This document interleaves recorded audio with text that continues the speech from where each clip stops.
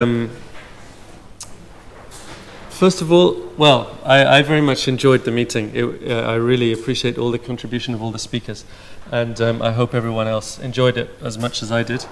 And I was particularly happy because here it is. A lot of the things in terms of trying to summarize themes that came up, I guess I was trying to predict a certain number of them when I was rather rapidly putting this thing together, many of these things have come up multiple times. This is understandable. Of course, after the last talk, I'm going to have to concede with Jordi that I'll have to put noise on this as well. So I'll redistribute the posters next week. And of course, over the talks, we actually went on even quite wider topics into economics, into ecology. I think there was even a model of how to select your wife yesterday. But the talks obviously speak for themselves, so I'm not really going to try and summarize that. I'm just going to go back maybe to one point that was at the very beginning of the meeting, in the very first talk yesterday morning from Dennis Bray, which I think probably is a feeling that we all have from time to time. It's a kind of frustration with occasionally the hype, the overhype of what systems biology could do and will do. And the general message there is sort of systems biology is exciting, but it's not magic. Now, what hopefully you would agree we've all seen over the last 2 days is that what you do is not magic. It's basically hard work. I mean, everyone's choosing their system, going step by step. There are kind of debates between whether you look at 3-node networks or big networks, but in fact, it's all about doing sensible, solid stuff, step by step. And that's what I really appreciate from seeing all of these talks over the last 2 days. It's kind of more about this language that I was mentioning that Sidney Brenner had kind of predicted a long time ago. We're just trying to understand complexity, and I think we're only just making the first steps. So, it's, as I said before, you could say it's exciting, but it's not magic.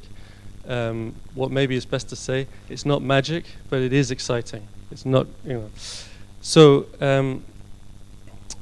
apart from that, I would like to just thank a number of people, of course. First, my immediate colleagues for chairing the various sessions, and their few postdocs and students who helped with the microphones. Very importantly, I want to thank very strongly all the speakers, especially the ones that came from quite a long distance. As I said, I personally really enjoyed it. Just in case anyone of the speakers didn't realize, and I don't see them all afterwards, one of the things you got was a white unmarked envelope. This was also a little gift for those of you who didn't notice it. Hopefully you didn't throw it away. It's a print from a local artist. And of course, the person that I really want to thank, and someone maybe can open the door and go and get Blanca, is Blanca. I mean, without her, this meeting would absolutely not have it. So Blanca, can you come up for a second?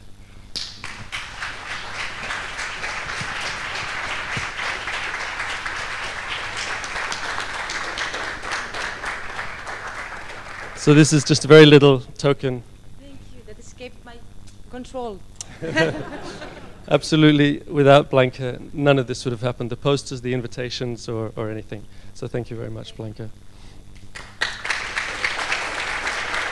I think there's a slide.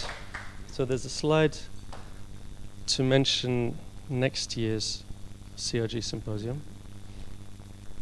As I mentioned at the beginning yesterday, this is in the series of our annual symposia.